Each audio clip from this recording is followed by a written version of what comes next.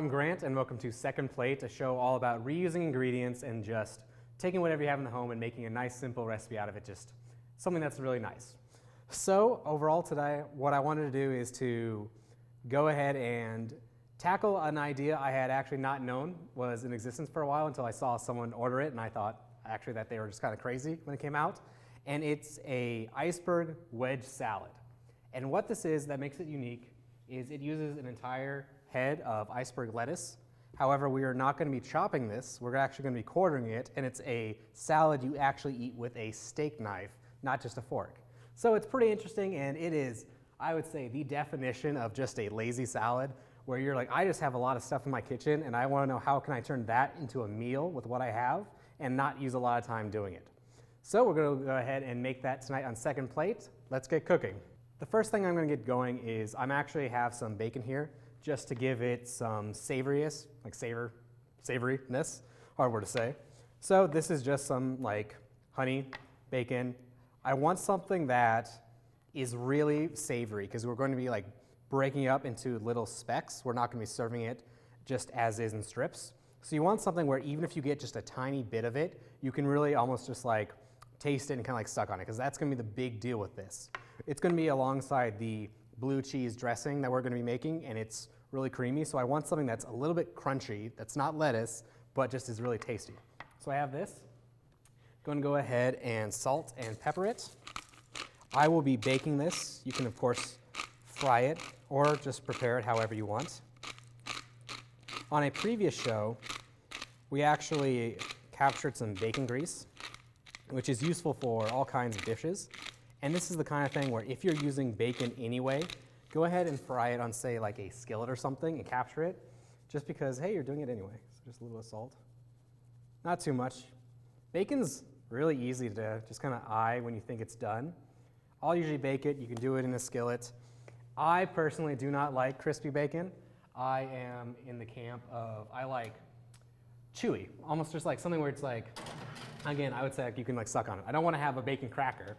I like it when it's something where you can really just taste it and it can still hold just like the meaty flavors, but that's just me. So I have this currently at 350. If you do it in a skillet, you basically can just put it onto high, put in some oil, and it will cook itself. I'm doing about 4 strips. This is entirely your call if you want a ton of bacon, if you want just a little bit, you want no bacon, it's a salad, just do what you want. It's really flexible, and that's what I honestly like about it. So plus, more than anything, it's like you'll notice you get a pack of like 30 strips of bacon. That can be a lot to actually go through and say you only want it for breakfast. So here's my iceberg lettuce. I talked about in the past, I'm not a huge fan of iceberg lettuce, particularly on any kind of sandwich. This is kind of one exception. I personally prefer this wedge salad with a head of romaine, but iceberg lettuce is something that's pretty cheap. Some people just have it around. I think what's nice about this recipe is there's a lot in it that if you have kids, you probably have around anyway. So it's a nice little thing where you can kind of make use of it. And what we're actually going to be doing is we're going to be quartering it. So it's a great thing where if you only want half of this head of lettuce, you can use the other half for the salad or use it for your sandwiches. And then that just changes basically how you go about cutting it. So I got my base right there. I'm going to go ahead and carefully cut into this like so. Got our nice cross section. Kind of like with an onion, I always just throw out that outer edge. It's not terrible, but it's not anything special either. We do want to keep it all together because, again, what this is actually going to end up being is 4 giant chunks of salad, and that's intentional because you're supposed to treat it almost like a bit of meat that you're going to cut into. And that's going to actually kind of temper how we apply the rest of our ingredients. So you're going to notice I'm actually cutting off the core here, as well as just the general bottom. So just doing that to all 4. You can do this beforehand, but sometimes you just get some odd leaves, and you can get in there and just inspect it a lot easier. I can already hear that bacon starting to crisp up. It's nice. Okay. Go ahead and toss this. One of the fun things about a wedge salad is you can get a little bit more creative. So what I'm actually going to do is I'm going to be placing just kind of like this double V formation for our salad. Go ahead and toss like this. And we are going to be just layering it on top. It's not mixed whatsoever. It's something where you're going to want to actually include a good amount of extra dressing of your choice, because you're not going to be able to actually directly mix it in, because that's just not the point of the salad. It's meant to be quick and it's meant to be easy. So I'm arranging in this double V, and essentially you would work your way across it, cutting into it, dipping it, kind of mixing around the ingredients yourself as you go. And that's kind of the basic premise of the salad. Not having to chop it or like really pre-prep it is already a pretty big time saver. You can easily portion out. You can go more, you can go less. With a romaine, I've seen it where it's basically just the whole romaine head. You just put it on the plate and that's the salad. So we have that. We're also going to be adding some grape tomatoes that we're going to get to. But the most important thing before we do any of that, or even add the bacon, is we're going to be doing some blue cheese dressing. This is homemade. It's a very simple little recipe. And it uses, other than the blue cheese, things that you can pretty much just have around. So its base is actually mayonnaise. This is just some simple Hellsman. If you want to make your own, it adds so much more flavor to it, and you can just do so much more with it. And it will give it like that really unique taste that you can reuse for other recipes and just really make it, I'd say, unique. Like if you want like a really deep or like sour or bitter, and you like just get some really nice cheese and you get like your own homemade mayo that just goes like alongside that to get like the right cream.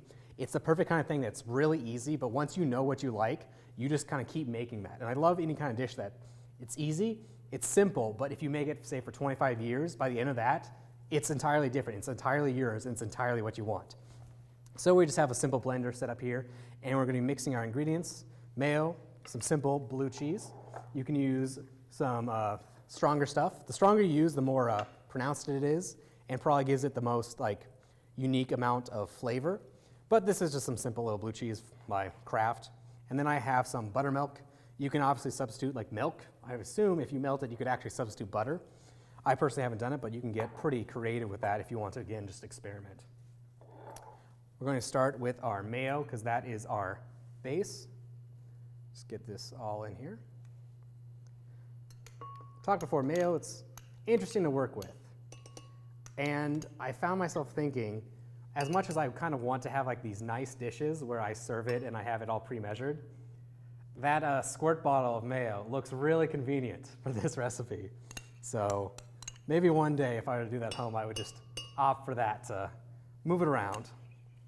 Also, if you're willing to do a bunch of like small rubber ladles, you can get around okay with that. So we have that. Going to add our buttermilk. This is essentially just thick milk. I think you could almost picture it as like double whole milk, if that makes sense. Some salt. Sorry, pepper, I should say, and then salt. I just always put them in together. It's just whatever. I pretty much put salt in everything just a little bit, just because it kind of just helps. Same with like anything acidic. It doesn't have to necessarily be pronounced, but it just adds a little to something. So this is 5 ounces of blue cheese. This is something where you want to taste it as you go, because this can either be the best part or the worst, and you don't want to overdo it. But I'm going to specifically put in about half. So I'm just going to do this. I should say these are blue cheese crumbles. You could also get like more of a whole block and mix it and blend it yourself. It's up to you. Another great thing just to kind of have on hand, because it's almost just a thing that's flavorful. You just toss it in and stuff. And we're going to blend, keeping some of that blue cheese out.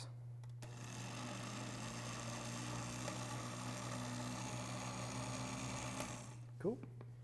Looking good. I'm basically looking right now to see how blended it is.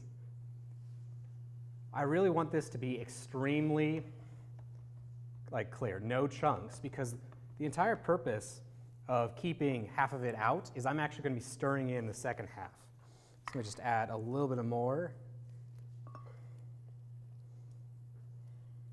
That, leaving enough as is. I think personally also I would leave enough to actually serve literally on top of the salad, just because it gives a nice little look.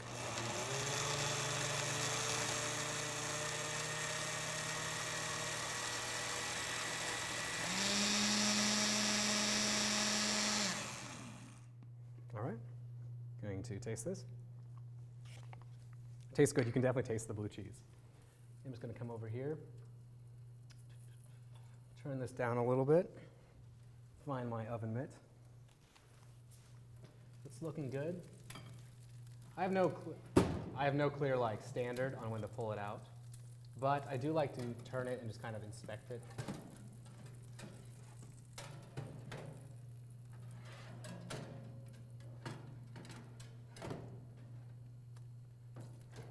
I have to say one thing at home that I got as a gift that I love is these oven mitts that have actual individual fingers. I don't bring them on the show because they're Game of Thrones themed, which is a little odd, but having that dexterity will save you so much time, being able to just like reach in there and just grab stuff. Heavily recommend investing in that if you haven't already. Just makes a big difference. So I'm just gonna get the rest of this buttermilk because it's in there, it's nice, it's creamy. I feel like you can do some really cool stuff with any recipe that has butter. I feel like I've learned early on when I started cooking that all the recipes you probably like are just a ton of butter. And that's generally the secret. Like there sometimes is like some kind of ingredient, but for the most part, just a lot of butter.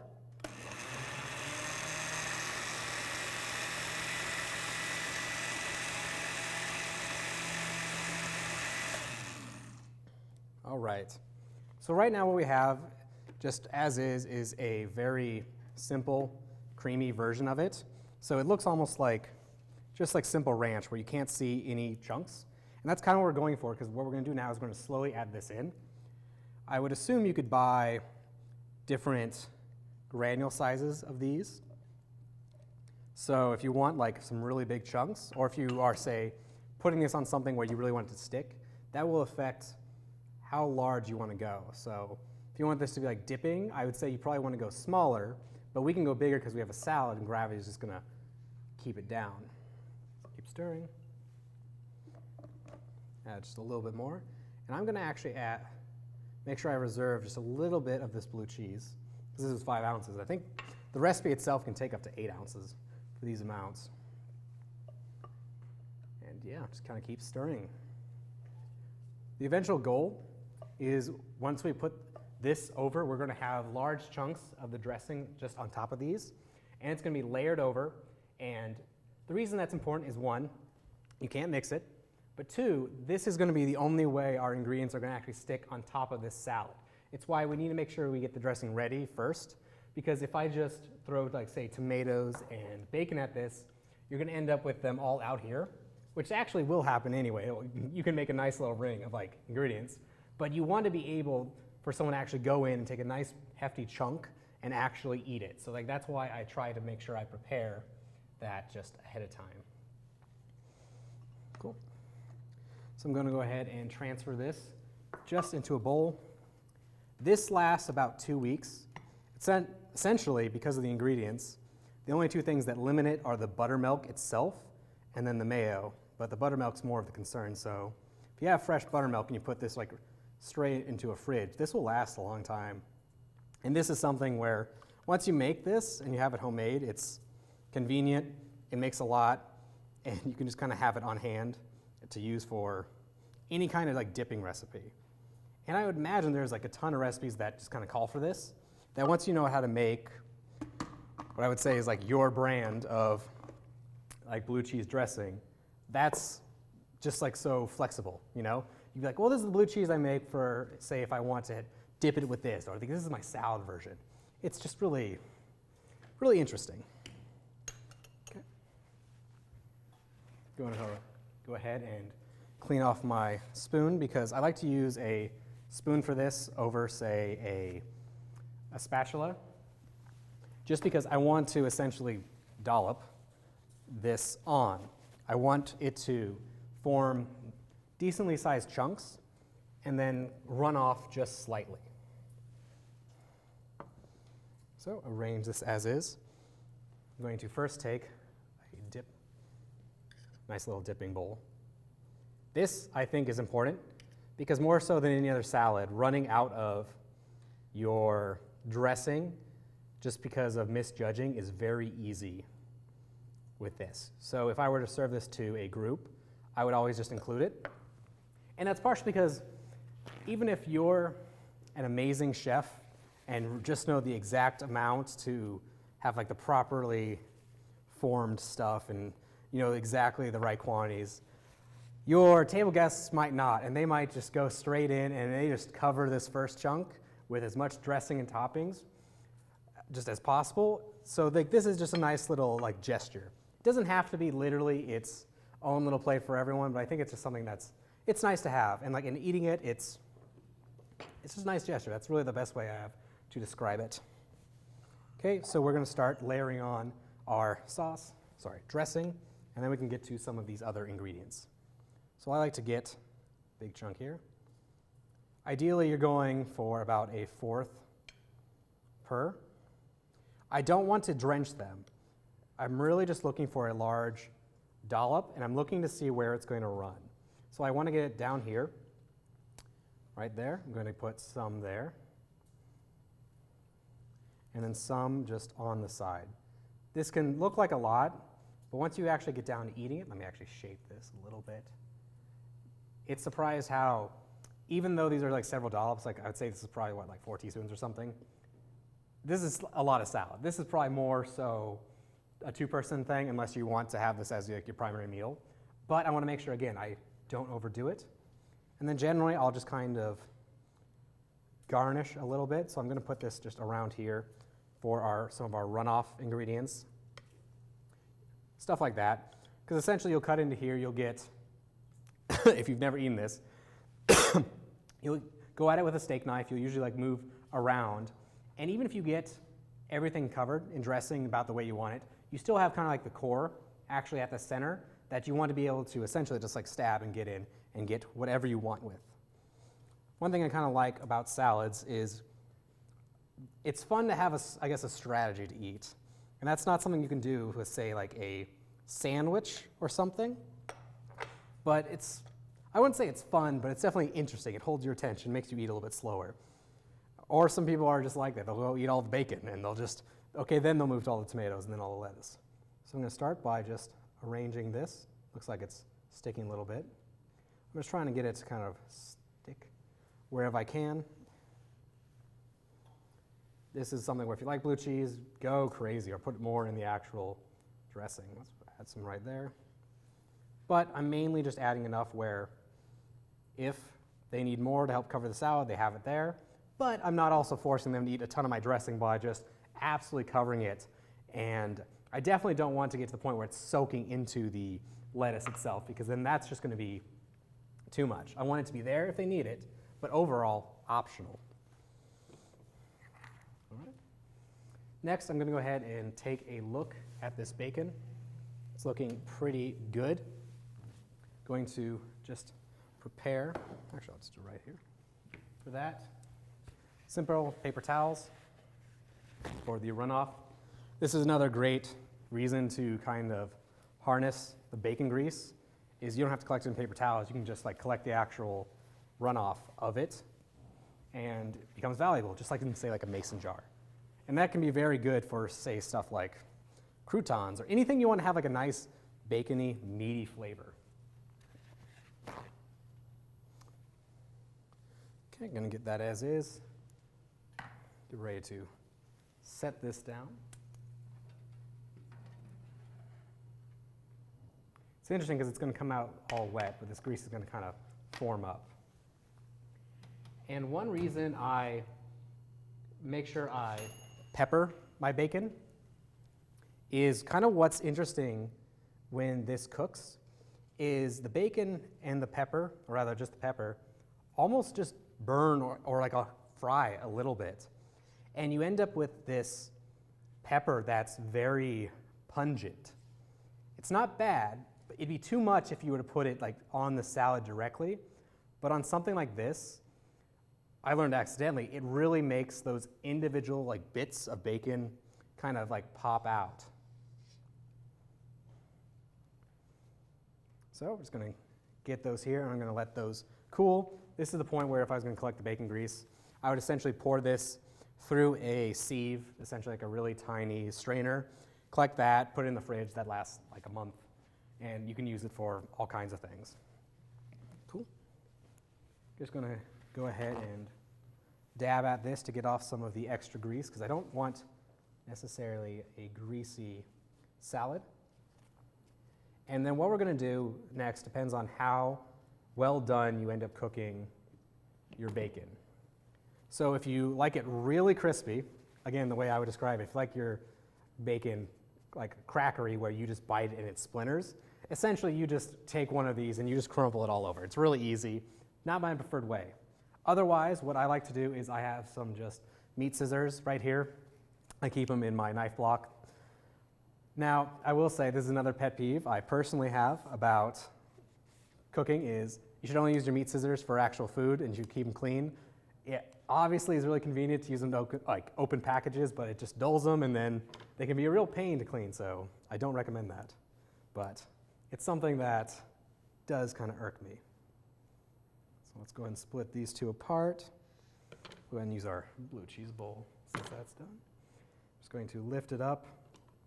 Normally you can also actually wait for this to kind of cool off a little bit, your call, but I'm just going to slice it. Makes it nice and convenient. You can tear it, you can cut it with a knife. It's entirely up to you. I'm going for kind of like 2 to 1 rectangles.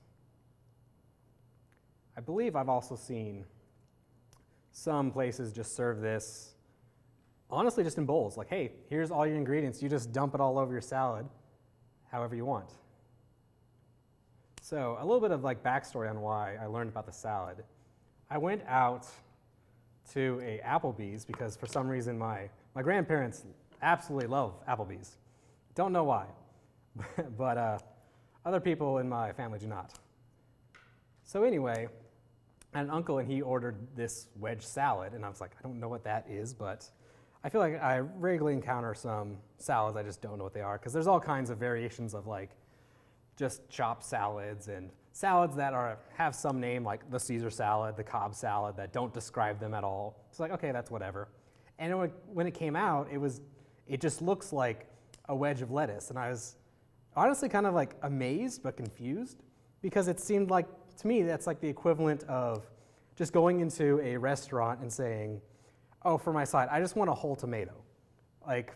They could do it, they'll probably do it, you can eat it, but I still feel like that's a little crazy just to order a whole tomato. And same with this. It basically felt like, at the time, not knowing that this was a thing, that it was just him saying, can you have a salad, but just don't make it. Just bring out the stuff. And that's actually kind of why I wanted to look into this, is it's just neat. And as I said at the start of the show, it's the perfect definition of a lazy salad, where it's just I just need to make this work. I don't want to finally wash and strain and do all these other crazy things I need to do with a really fancy chopped salad. It's just something that's, you can throw it together. You can just make it fun. Okay. Get a nice little small knife for this. This will work. And I just have some grape tomatoes. This is a pretty optional step because it's essentially just cutting up these little grapes. But it does make them, I feel, a little bit juicier and just a little bit easier to, say, garnish on our salad. They will not stay on top, obviously, as they are round without cutting them. But it's just a nice little thing. It's the kind of thing where I feel like I'll just buy a bunch of these, wash them all together, cut them all together. But what I like most, other than the obvious flavor of the tomatoes, is just the actual contrast of the red on the green. So I'm just going to keep kind of tossing these around, particularly tossing some of these larger chunks to kind of garnish out our salad.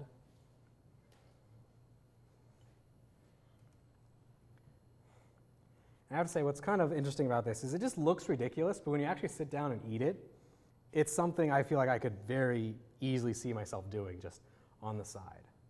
So again, I'm just going to slowly kind of arrange this stuff as best I can, trying to go mainly for things on top.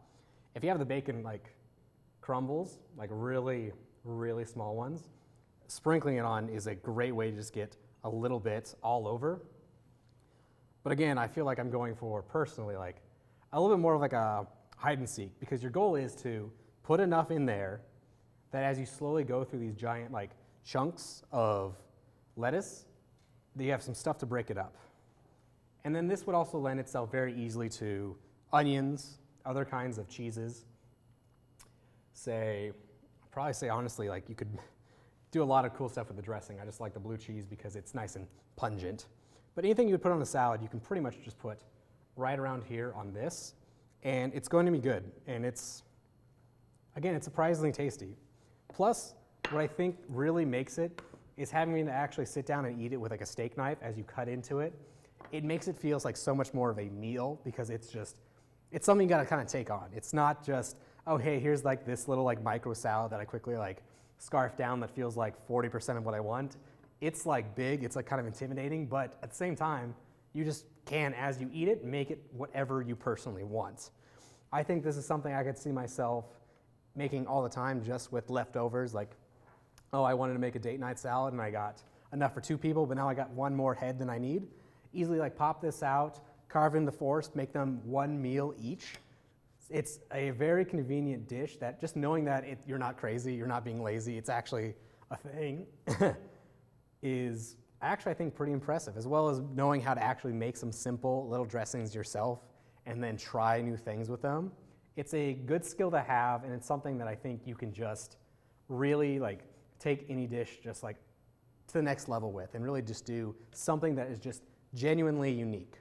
So again, I'm Grant. This has been Second Plate, a show about just reusing ingredients and trying to keep things fresh while not overindulging on any crazy like food items. This has been pretty fun, and I can see myself making this recipe a lot. So I'll see you again next week.